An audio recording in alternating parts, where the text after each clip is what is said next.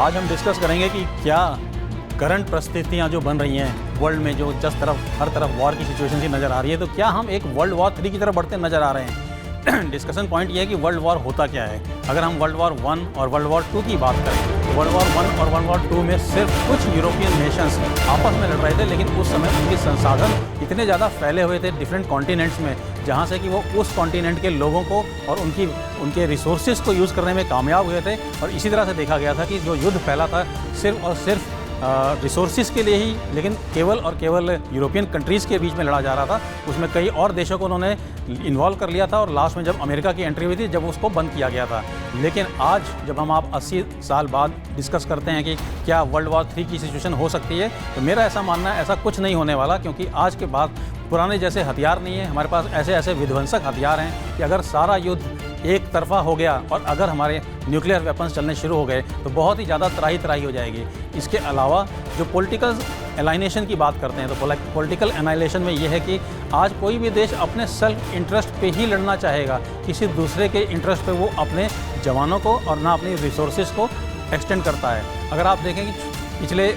4 साल से रशिया और यूक्रेन के बीच में वॉर लग रही है, पॉलिटिकली सारे यूरोपियन नेशन ने, अमेरिका ने, सब ने यूक्रेन को सहयोग दिया है और उनको रिसोर्सेज भी दी हैं, लेकिन ऑन ग्राउंड फुट किसी ने नहीं रखा, किसी ने उनको एक्सटेंड किया नहीं। इसी तरह दूसरा युद्ध अगर हम देखें, जो कि आप अफ़गानिस्तान में देखें या फिर आप इजराइल गाज़ा का देखें, तो किसी भी तीसरे देश ने उसके अंदर इंटरव्यू नहीं किया। अगर हम इजराइल और गाज़ा की बात करें तो मिडिल ईस्ट के सारे देशों को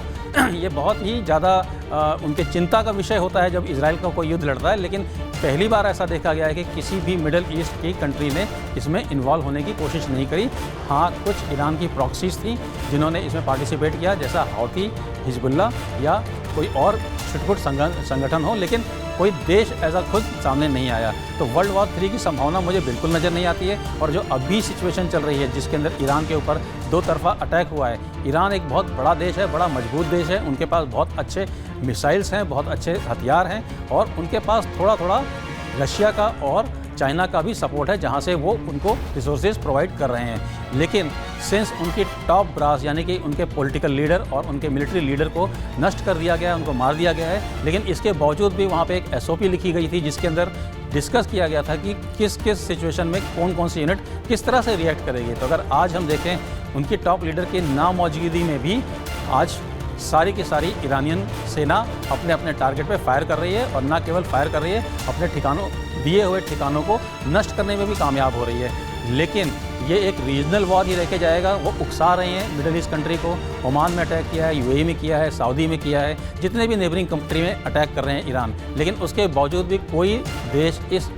युद्ध में शामिल होना नहीं चाहता। वो अपने रिसोर्सेज को सुरक्षित रखना चाहते हैं और वो इन्वॉल्व नहीं होना चाहते हैं। और इसका दूसरा पक्ष देखा जाए तो ईरान ने अभी तक डायरेक्ट अटैक नहीं किया, उन्होंने केवल उस जगह पे अटैक किया है जहाँ पे अमेरिकन एसेट्स थे या हो सकते हैं। तो डेफिनेटली ये ईरान और USA की लड़ाई है। कोई भी मिडिल ईस्ट कंट्रीज में पार्टिसिपेट नहीं करना चाहता, सब शांतिप्रिय देश हैं, सब आगे बढ़ना चाहते हैं, तरक्की की राह सब देखना चाहते हैं। वर्ल्ड वॉर 3 की संभावना से किसी भी तरह से इनकार है और ऐसी कोई पॉसिबिलिटी नए निकट भविष्य में नज़र नहीं आ रही है।